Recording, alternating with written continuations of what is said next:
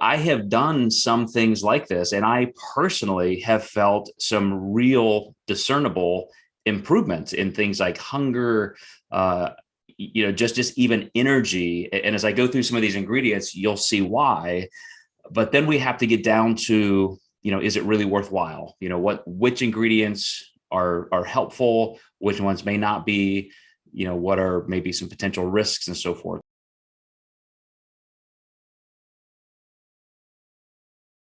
Right. So as you guys saw, kind of a late entry to my plans, I really tried. A couple of people had asked questions about what we were talking about in terms of recovery, like contrast baths, ice, things like that, compression for better recovery. Heather, who is a physical therapist and part of our group, usually contributed some information. I'm just not sure that's as worthwhile as another question I got this week. Somebody sent me a question through email, like, here's a picture of this glucose disposal agent from this supplement company. I'm taking it and it is really helping with hunger. Why is that, Joe? What's it doing to me or for me? Why is it working? And I also did a podcast. Somebody interviewed me probably 4 to 6 months ago about just glucose disposal agents. And it's been around for a while. I mean, I'm gonna go through a little bit of history narration as I move through today's workshop. But in the last 2, 3, 5 years, it's really become normalized, almost like creatine or pre-workouts. People are just grabbing glucose disposal agents as a must for dieting. So I want to cover kind of what they are, what they do, the physiology in the body of why there's even a claim that there's something good to this. If I were in front of you guys live in a workshop format, I would ask a show of hands, like who has taken these things, and I would want to know who's had some good results. But let's save that because it would get kind of weird on Zoom. I have to say I have done some things like this, and I personally have felt some real discernible improvements in things like hunger, just even energy. And as I go through some of these ingredients, you'll see why. But then we have to get down to, is it really worthwhile? Which ingredients are helpful, which ones may not be, what are maybe some potential risks and so forth. So let's jump right in, first of all, to a little bit of a parade. I'm not going to go through every single one of these studies. I'm going to list maybe 8 to 10 studies just to kind of show you what has been researched. Then I'm going to pull all the way back into just looking at the physiology of why this is even a thing. So L-carnitine is one of the very first things you should think of in glucose disposal. And that is because its claim is to, and I'm going to just use air quotes here, to shuttle fat or energy into the mitochondria, into muscle cells to be used as energy. So it's supposed to help direct energy production. And that's kind of the claim in general of glucose disposal agents. So I was a little bit disappointed when I looked around at some of the big coach names in the industry, some of the, quote, influencers. There wasn't a lot of direct explanation. They were just copying and pasting some of the same quotes. Even if you went to Google or Google Scholar and you said, what is a glucose disposal agent? Everybody out there just snips these kinds of claims that it helps to, quote, shuttle energy into muscle cells to be used as energy instead of fat. So there is a supposed claim that you're going to burn more body fat, and that's kind of it. Like you're almost, you get this feeling or this intuition from what they're saying that a glucose disposal agent is disposing glucose, meaning your body's not going to be able to convert that into body fats. You're going to be helping yourself lose body fat faster. So this particular headline here, L-carnitine improves glucose disposal in type 2 diabetics. So just taking this compound, does have that kind of effect. But when we get to part 2, which I hope will be next week, I'm going to show you how small amounts we're talking. yes, there's impact, and yes, anything that you may not get a lot of in your normal daily diet can have greater impact, but it's not that substantial. But let me show you some more claims here and some more ingredients. Garcinia cambogia, same thing, associated with obesity and so forth. Garcinia extract, which is where we get hydroxycitric acid, and hydroxycitric acid can be used directly. That's, I think that's the one that's specifically in like lemons and oranges and citrus fruits and so forth, as just a little bit of a kind of a phytonutrient. Again, supposedly just because of this glucose disposal type of mechanistic action. Green tea extracts, so the antioxidants to green teas. I know Dr. Oz made millions pimping that. Green tea leaf extract. Again, now this is actually looking at insulin resistance, this particular study. Green coffee bean extract. I looked at a lot of the most popular glucose disposal supplements and was trying to see all the ingredients people are throwing into those. Coffee bean is another one. Chromium, of course, is kind of the granddaddy of them all. That's in just about everything now. You can even just pick up protein bars and it has usually 200 micrograms of chromium. So also glucose disposal directly, insulin signaling, all of that. Banana leaf, another one. Barberry and different barberry extracts. Berberine. Cinnamon, of course, that got to be really popular here lately, improving fasting blood glucose. This one, gymnemia. That one I had never heard of. So now I'm going to talk about what glucose metabolism really is, what glucose disposal is supposed to look like, because glucose disposal is only one half of glucose metabolism. You have glucose disposal, you also have glucose synthesis, using it for energy and so forth. And those are two sides of the same coin when it comes to our goals as people living active lives, dieting, and so forth.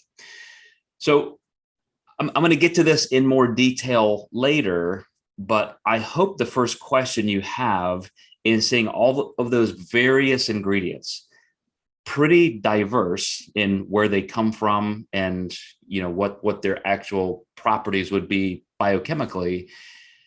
And I want you to ask yourself, what could they possibly do? What would their impact be on blood sugar and why?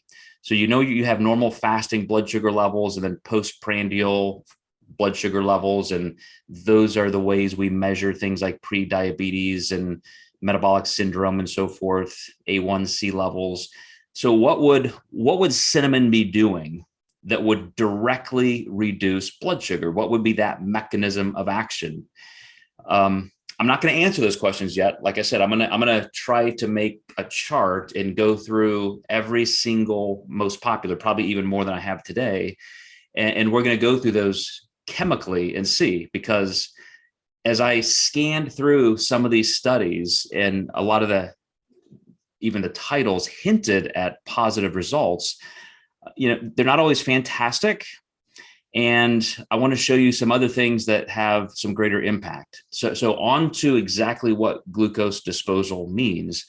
We know glucose, the smallest form of sugar in our bodies, is central to energy consumption. It's our primary metabolic fuel for cells. Anything that we consume can be broken down into glucose, even protein, if we're in a really harsh dieting state or body comp is super low. Glucose is also the precursor for other forms of carbs used in the body, like even ribose. You get deeper into the Krebs cycle and so forth. Pyruvic acid, you're looking at how glucose plays a role in all of this. Glucose is that final substrate that converts to ATP for that direct energy. So obviously glucose is important. It has a role. We need it for our normal energy balance. But of course, too much, and we run into problems.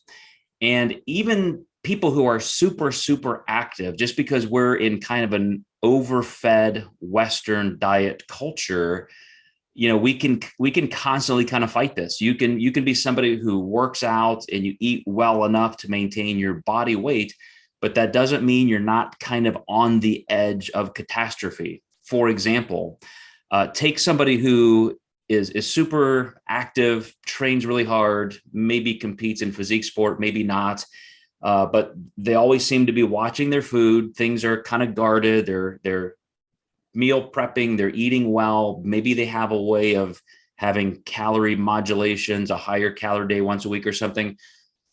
But take that person away from that environment. Let's just say that you can no longer compete in physique sport. You no longer have these external goals. How far away is that average person away from something like pre-diabetes, where all of a sudden their blood sugar levels are, extremely high, and so forth. I mean, I know, for example, genetically, my blood sugar level is not that low. I mean, when I get fasting blood tests, I'm usually in the 90s, and it'd be a lot better if you were in the 70s or 80s. After meals, we should, fluctuate up to about, 150 as a max, somewhere in there. But I've seen people who are pre-diabetic, at well over 400, and even, somebody who is type 2 diabetic, they may go over 1,000, and that's just how high blood sugar goes. So too much blood glucose at once, meaning too many carbohydrates in a meal, too much frequency where you just constantly nibble and eat glucose. And so you always have that steady titration of blood sugar staying elevated. But then this last thing I want to talk about is where we're going to spend most of our day: too little actual clearing. The phrase glucose disposal means your body's doing something with your elevated glucose levels. You are disposing of it. So I'll just tell you flat out, like, how you dispose of it, that side of the balance sheet, getting extra clearance is the money shot. That's what you want to do. So we know that while we are at rest, I talk a lot about non-exercise activity and the fact that maybe at rest you're burning 50 to 70 calories an hour. Then you get up and you start moving around, just walking. You can double that. You do low intensity exercise, you can triple that. And then high intensity exercise, you can go up 500, 600% of your basal calorie use. So that's clearance. All of a sudden now you're putting that metabolic demand on your body. And that's what I'm going to show today should be the standard. If you're going to do something or think about blood glucose disposal, that's how your body disposes of it. It's normal basal metabolic need. That's just baseline. But then there are those different forms of activity.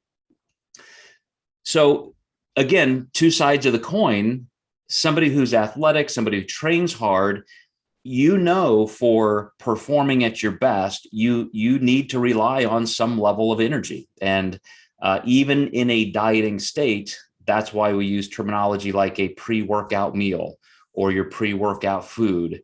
What are you going to do to make sure that you've primed the pump metabolically so that you can launch into that workout? And even though you're going to be increasingly using stored body fat as energy, as you get into, glycogen depletion, you still want to be able to at least have that strength going in and that energy to pull you through to that level.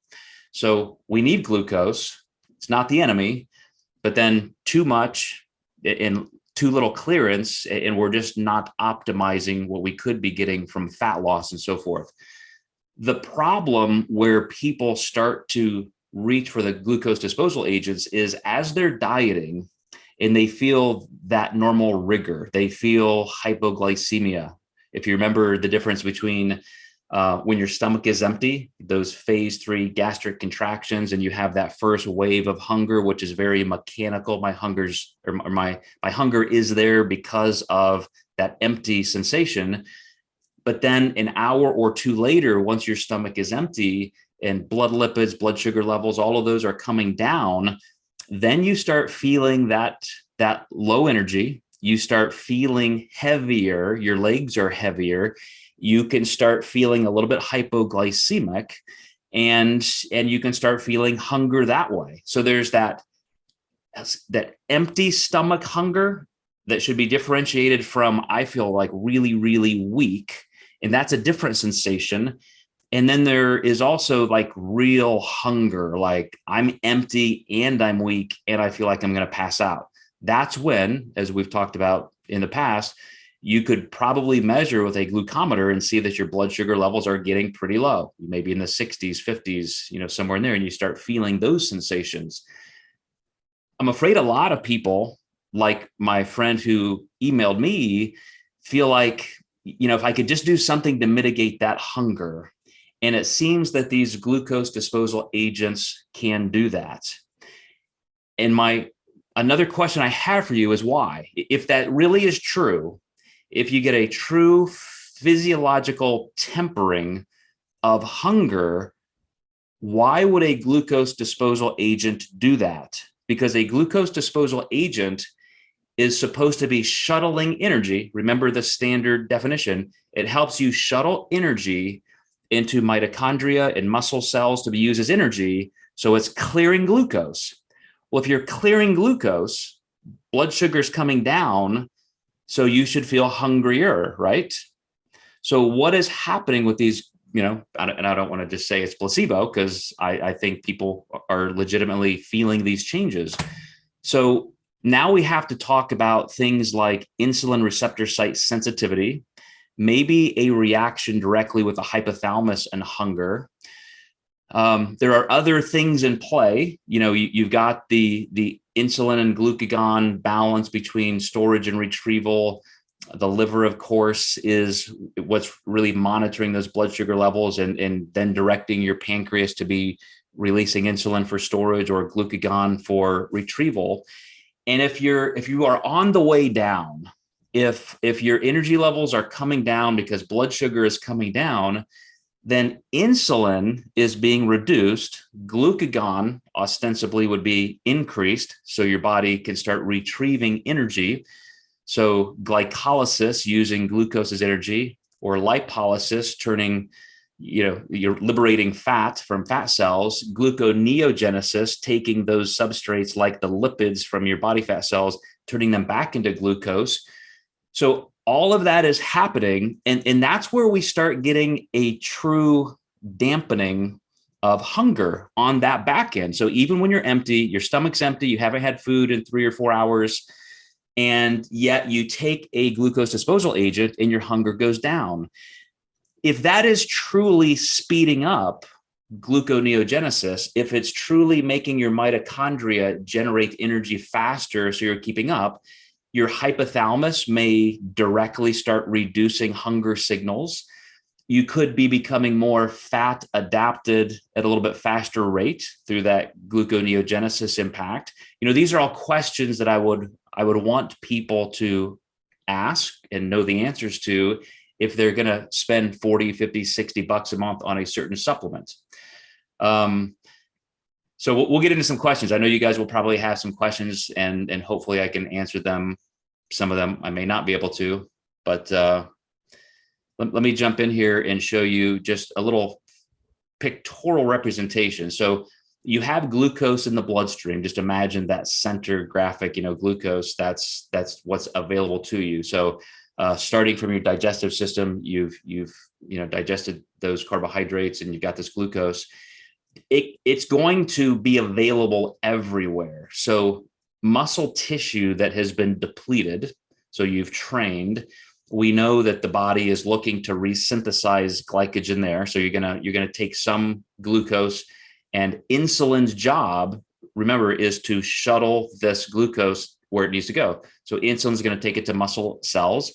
It's going to go into the liver. It's circulating there anyway. And so the liver is just kind of harvesting what it needs to resynthesize its normal levels, at least as high as it can.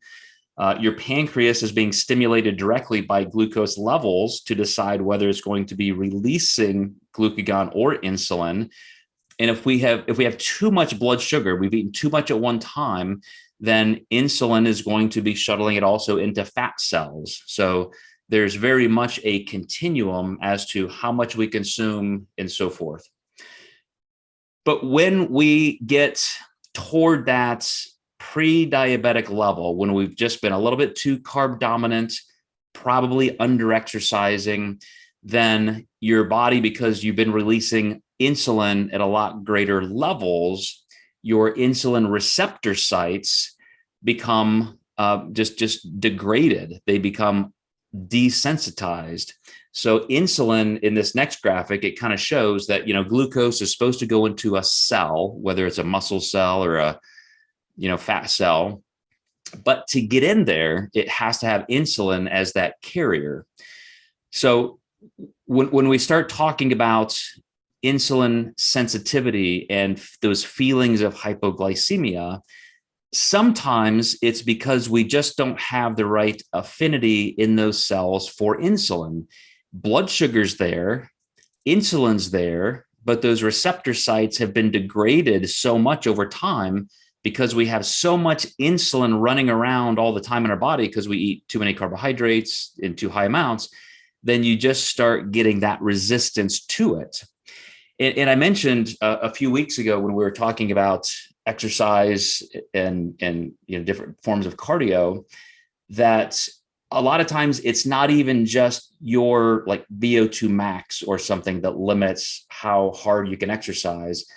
But when you start increasing your intensity of training, you're having a massive impact on things like this, even the insulin receptor site affinity to even be able to receive that energy.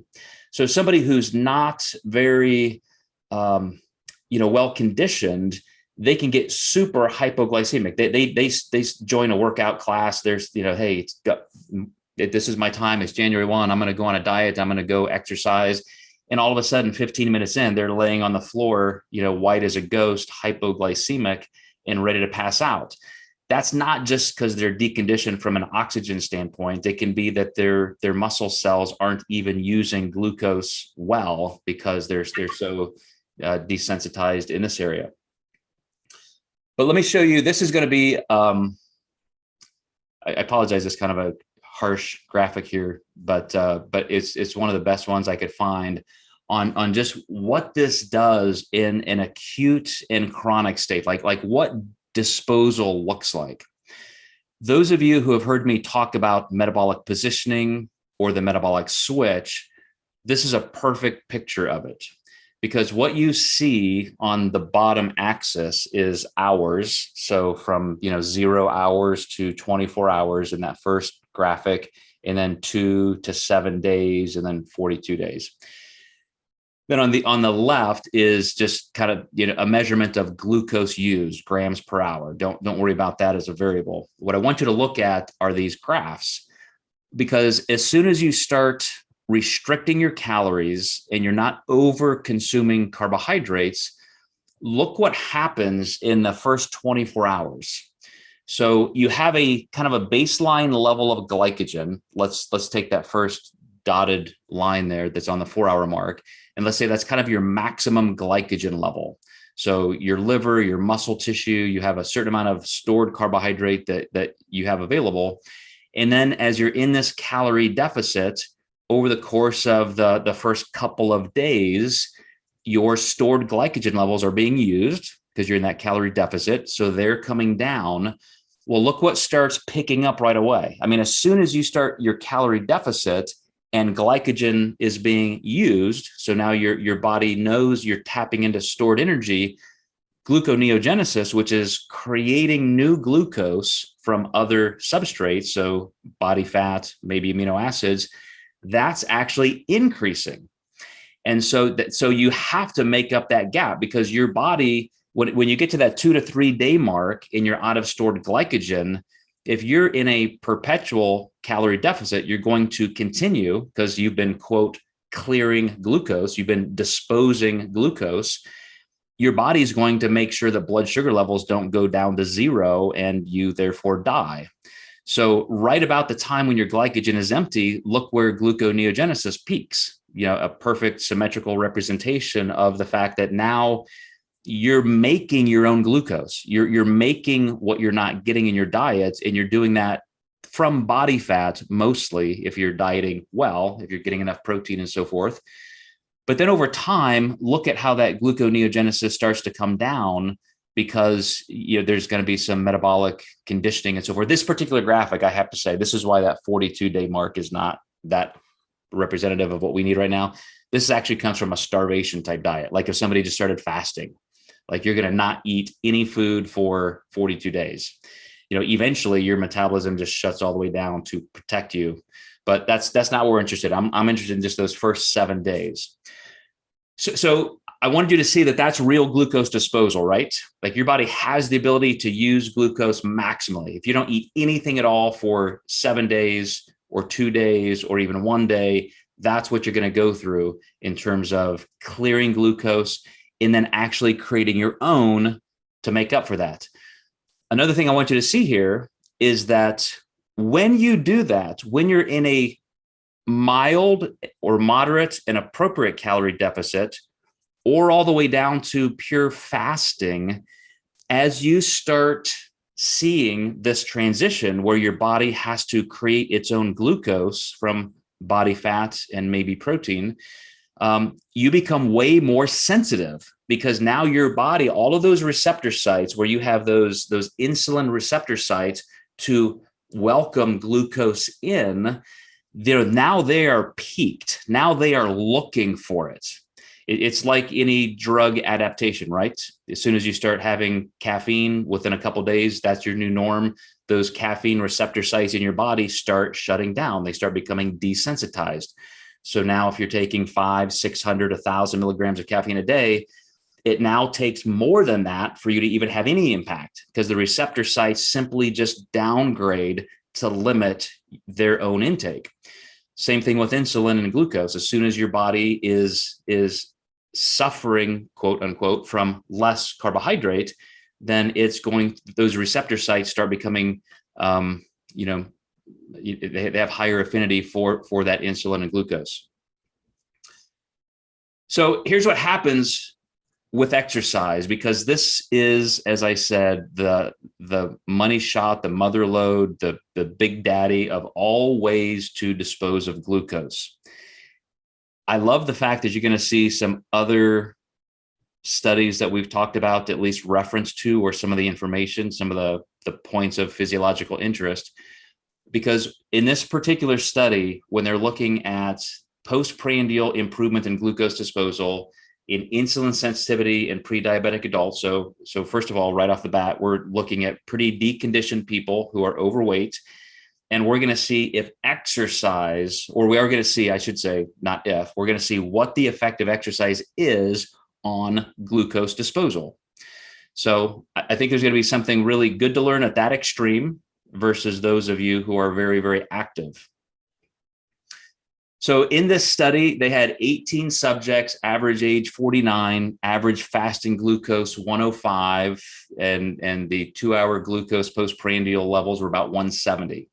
So you can see if you're supposed to be 80 to 90 fasting, and these people are 105, you're supposed to be 140, 150. After eating, these people are at 170. So not horrible. They're pre-diabetic. They're not diabetic or even type 2, but they're on that threshold, and that's why they were chosen for this study. What was interesting about this is just in the way they kind of constructed it.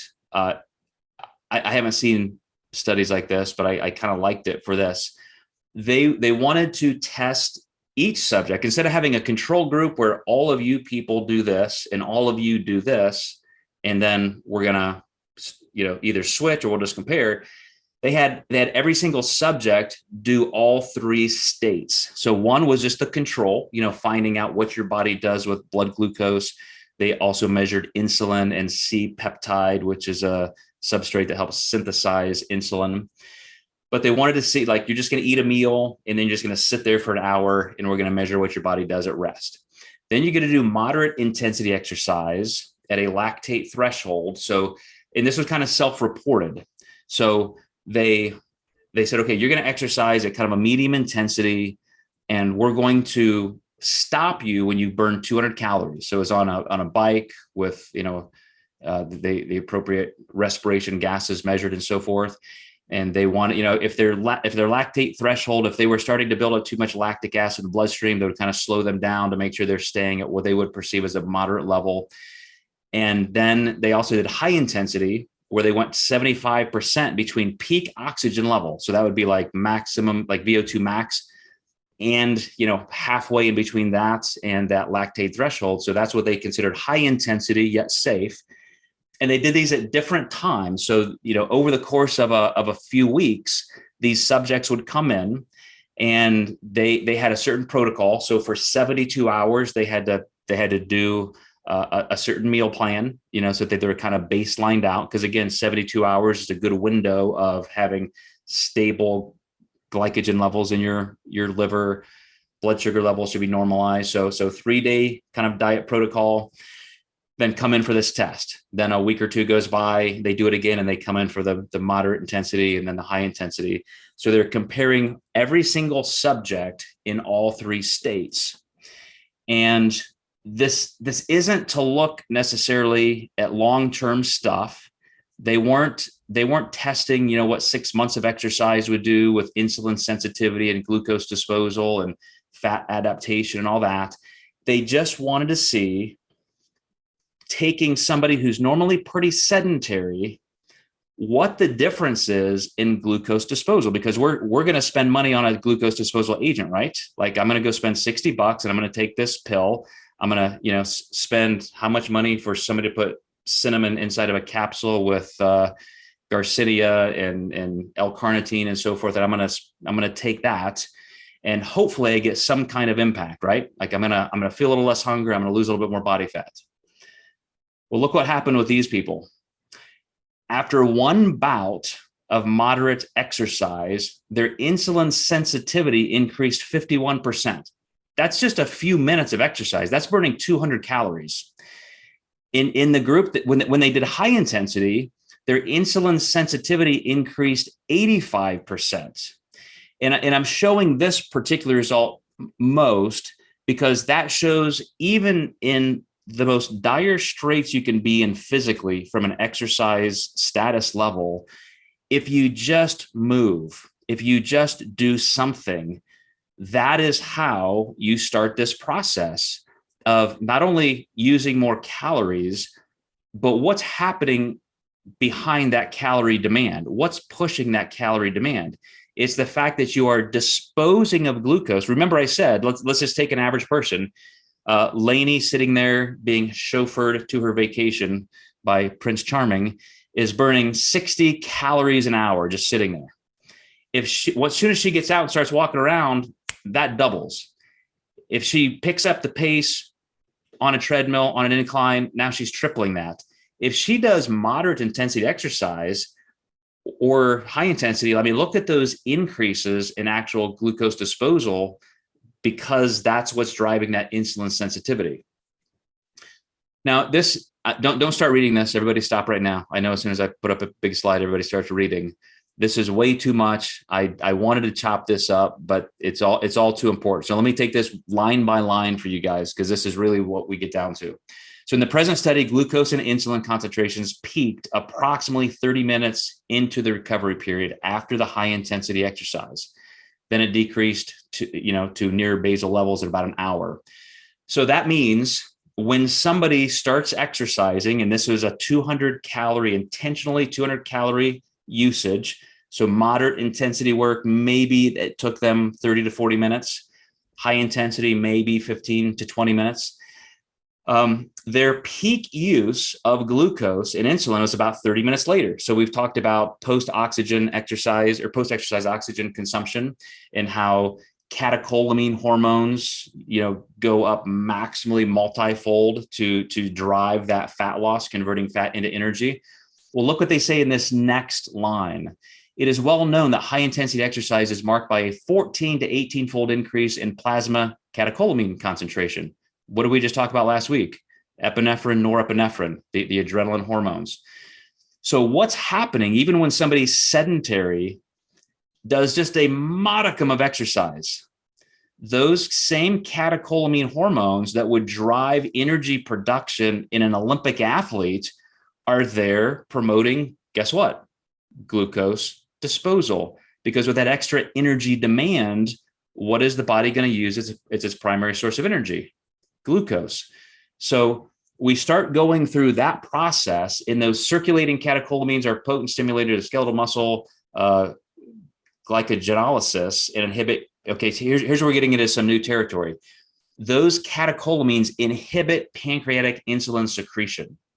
So when they are present, you get this process where all of a sudden insulin is kind of shunted because we no longer need to store energy. We need to release energy. So that's what opens the window for your body to release more glucagon and even more of these catecholamine hormones for, guess what? More clearance of glucose, more glucose disposal. So during high intensity exercise, glucose production exceeds glucose utilization. So now we're as we get into that gluconeogenesis, depending on the intensity, I think this could be interpreted wrongly the way they stated it. It says glucose production exceeds glucose utilization, but not always, depends, resulting in a net increase in plasma glucose where insulin remains near basal levels or increased slightly. So I mentioned just off the cuff a couple of times in these research reviews when we talk about blood sugar that I have seen people test their blood sugar and they know that number, and then they exercise and they test it again without any food and their blood sugar goes up. How can your blood sugar go up when you didn't eat any food at all? Well, this is why. Because of gluconeogenesis, your body is creating its own glucose from that stored fat. And depending on how fast you're using it, you're disposing of it or using it in your mitochondria, then it can actually start to accumulate. And then after that exercise, when you come back down to that baseline, you can start to resynthesize it. So recovery is characterized by a rapid decrease in plasma, norepinephrine, and epinephrine. So once you peak that 600 to 1400% increase in adrenaline, now all of a sudden your body gets the stimulus that, okay, this person's not moving anymore. I don't need all of this fuel. And so those hormones come down dramatically. Now think about that, because I want to compare non-exercise activity and exercise-induced calorie needs and what's happening biochemically in your body. So in that high energy demand, we know those catecholamine hormones skyrocket, and they are everything for fat loss. Way more important than thyroid hormone, way more important than the androgen hormones like testosterone. But as soon as we're not moving, what happens to them? They go right back down, because we don't need that. And that's when insulin takes back over, insulin glucagon being the kind of balance point of what your body's doing with energy, storing or retrieving. So now, that rapid decrease in plasma epinephrine and norepinephrine, allowing a compensatory insulin response to bring plasma glucose levels back to basal levels. So this is all a picture of how your body uses that energy and then how it actually decreases, by just having a better response. You become more efficient at doing this. If you recall, when we talk about fat adaptation and somebody who's dieting at just a normal appropriate pace, or super aggressive low calorie fasting, or super aggressive keto, it's just a gradation of how fast you get, quote, fat adapted, which means you can increase the speed of that gluconeogenesis, your body's efficiency at turning fat into glucose, your efficiency at using it, and your efficiency at coming back to that baseline. That's truly just the biochemical description of being in good condition when your body can do that. So you're not feeling those massive waves of hypoglycemia and hunger and so forth. So that post-exercise hyperglycemic, hyperinsulinic response is thought to create the environment favorable for efficient glycogen resynthesis. So now you can restore that glucose that you didn't need. Your body kind of overshot perhaps, and now you have some extra circulating glucose. Now you can go back and store it where you want. You want to store it as glycogen again. You don't want to store it as body fat. So now this is where insulin sensitivity comes back into play. So Relevant to this present study, it's been shown that post-exercise muscle glycogen resynthesis rates after an acute bout of exercise are directly related to improvements in exercise-induced sensitivity. I guess I just said that. Muscle glycogen synthesis rates after high-intensity exercise are typically higher than glycogen resynthesis rates after low, partially due because of that greater muscle recruitment. So remember, you're doing high levels of exercise. The higher the level of exercise, the reason that was 85% higher with the high intensity versus 51% with the moderate is because you're involving more muscle tissue. So the more muscle tissue you use, you know how muscle fibers are recruited and motor units and all that, then that just means you're involving more muscle cells, which means you're involving more mitochondria. So think of the moderate intensity exercise. We talked about this a few times in the last couple of weeks as well. If you're just doing a bike at moderate intensity, your whole upper body is quiet. You're probably using mostly, hamstrings. Maybe some people are pushers with the pedals and all that. But if you're doing burpees or you're doing Tabata type work where you're involving a lot of muscle tissue, or like an arc trainer or an assault bike, we're using, all four limbs. You can use so much more muscle tissue to get that high intensity response. And now at just a physics level, you are conditioning more cells, more muscle cells, more mitochondria to increase this kind of efficiency. So I'm going to back all the way up and say that's glucose disposal, right? That's what you do every time you move your body. That's glucose disposal. Tell me what a capsule of cinnamon is going to do compared to that. It's almost laughable to think that you would even spend any money on something like this, but I'm not going to be that cynical because I know they work. I know there's some kind of mechanisms of action, but I want you guys to be smart, and I want to help you learn a few things as I'm going to learn some things that I don't currently know in terms of all of those things that different supplement companies put in there. And I would ask you, go just pick out 10 supplement companies and look at their glucose disposal agents and start making a list of all the ingredients. I mean, that's what I did today. And even though we put a lot of stupid shit in our bodies, right? I mean, I'm not going to say oh, I would never take that because I don't know what's in it as I'm sitting here, drinking a Gatorade or something, and I have no idea what's in that. But at the same time, I don't want you to waste your money. And I want you to realize that there could be some synergy issues. Like if you're taking 6 supplements and they all have 200 micrograms of chromium, because supplement companies just love to throw stuff in there so they can just show on the label, how, quote, valuable they are. You could be getting into toxic levels, or you could be downgrading receptor sites for those because they're just too high. As I've always told you guys, vitamin C helps your immunity. Too much vitamin C causes cancer. Vitamin E reduces your risk of heart disease. Too much vitamin E causes heart disease. So all of these little things that companies throw in here, I would love there to be a reason. I would love to know which ones. And so an interesting test could be, what if I just took L-carnitine instead of this supplement that has 6 other things in it and calls that a glucose disposal supplement? What if I took CLA? What if I took Garcinia? What if I took green tea extract? Maybe I could find the thing that really helps me, or maybe there is some synergy. But 2 things. I want you to think of the class of compound. I'm going to get back to that in a second. And I want you to think of the why. Far more than 90% of supplement companies just private label stuff. There's no scientist on the staff. They never even touch the product. They just have big private labeling manufacturers. They call their source and say, hey, can you make me something that has 500 grams of this and 200 grams of that and 30 micrograms of this? Like, sure. What do you want to call it? Send me the labels. We can have it to you next week.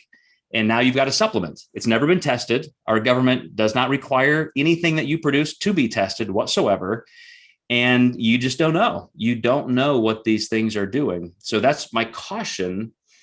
So even though I'm not sure everybody would do this, it would be interesting if you took those supplements, looked at those doses, looked them up, go to PubMed, Google Scholar, just see what the mechanism of action is for each ingredient.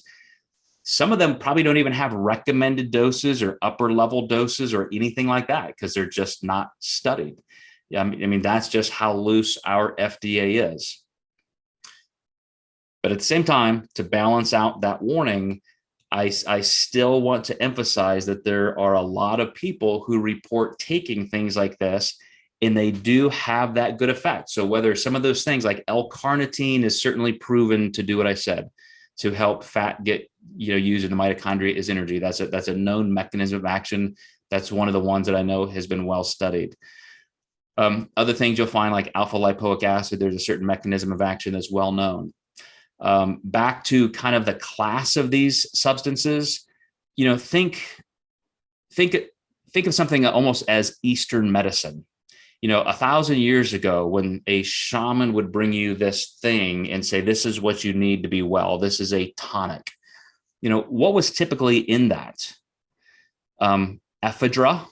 So it's like caffeine. It's like giving somebody a shot of meth, and it's like, wow, I feel better. Well, there you go. Now that's your village shaman because he made you feel better, and he's going to give this particular supplement, to everybody, and everybody feels better. Even though a few people die, most people feel better. And then, there are things like, with caffeine, there are opiates, there are all these things. I mean, when you start looking at, why cinnamon would do something, why this particular root or this phytonutrient, like what do they really do? Maybe there's something there, maybe there's not. But let me open it back up to you guys. Hopefully you'll have some questions that I can answer. If you stick to physiology, we're on safe ground. If you're getting into some of these really nuanced ingredients, I may not have the answers, but that's why we have Kevin. Kevin will. Any questions? Who has taken anything like this and you say, I love it. Like I feel it. I feel less hunger. I feel more energy. I feel less hypoglycemia. Anybody ever take anything, a proposed GDA and you've had that discernible of results?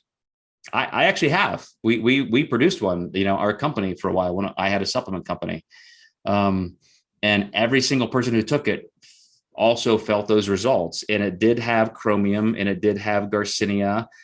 We had 4 ingredients. I wanted to keep it simple. And we did some testing, everything that I could do, not being a biochemist myself, but working with some biochemists and a food science team. I went through as great of a job that I could do, but at the same time, it was still pretty limited. But people got some great results. So Chris says, I found that 500 milligrams of berberine between meals makes me hungry. So that's what I would kind of expect. If it's a real glucose disposal agent, like it might actually do that. It's bringing blood sugar down. But at the same time, maybe once your body gets adapted to that and insulin sensitivity may be increasing because you're disposing of glucose faster, maybe you would have that direct metabolic effect. So if berberine or barberry root or leaf extract, if that had some kind of that almost ephedra type effect where it's a direct cellular stimulant, I could see that happening, Chris. And that's why you could feel hungrier. But you could make the argument that it is making you lose body fat faster because as blood sugar comes down, gluconeogenesis, the conversion of fat to glucose, has to increase. So very, very possible. Any other thoughts, questions? Anybody have any stories, things you've used? Used L-carnitine. I don't currently use it, but I do an energy drink that has it in it. But I did find that I did better with just L-carnitine than stuff that had a bunch of different things. So I just ended up buying just L-carnitine. But I mean, it was just energy. I don't know. But I think one of the questions I had was one of our local trainers. He's often said, like, before you go have a carb meal, that he suggests GDAs before the carb meal. Why would he be suggesting? Well, So again, if you just look at the cliche answer, like if you went to Google and typed in, why do glucose disposal agents work, or how do they work? You're going to see this canned answer that you'll see repeated everywhere. They help partition or shuttle energy, carbs, fat into cells, into muscle, into mitochondria to be used as energy. So if you take that ahead of time, then supposedly your body is primed to do that. L-carnitine is supposed to work that way. And this is why I said I want to do this particular group of research reviews kind of segmentally, because I want to do one where I just look at every ingredient. But I really think most of these claims have just not even been studied.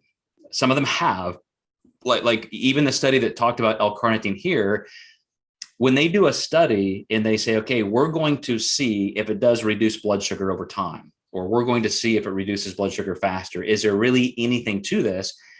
They're not doing epidemiological studies where they're looking at, like almost in a petri dish, like we're watching this happen in real time.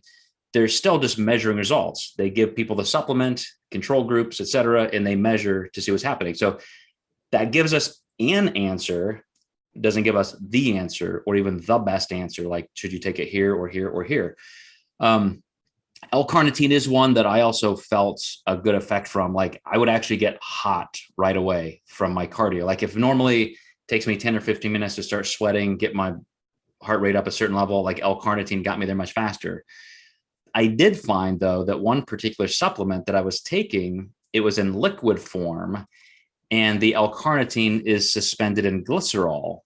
So as I was taking a tablespoon of this, that's like 50 calories. That's ethyl alcohol. That's a polyol.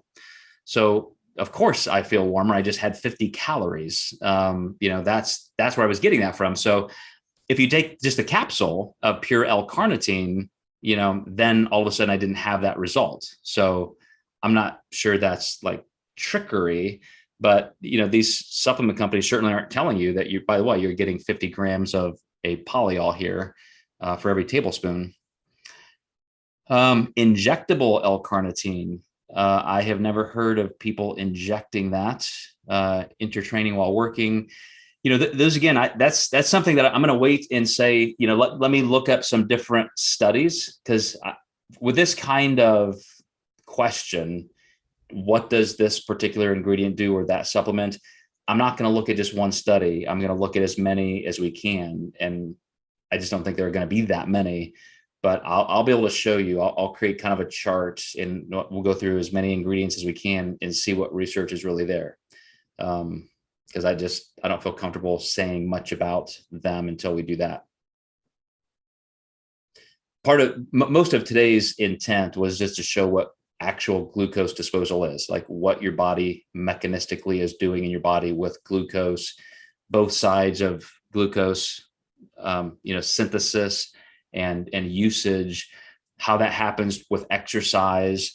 Because coming back to those catecholamine hormones and even non-exercise activity, if you guys go back through our research reviews, I have shown you studies that have reverse engineered other weight loss studies and show that as soon as somebody goes in a calorie deficit, almost as a pure equilibrium, they just start moving less. If I take 200 calories out of my day, I will naturally burn 200 fewer calories a day because I'll just sit a little longer. I won't get out of my chair as often. I'll just find every reason in the world not to do the same activity. And that's just normal biochemistry. Your body is pushing you in that direction. So you have to be very careful to keep your non-exercise movement up.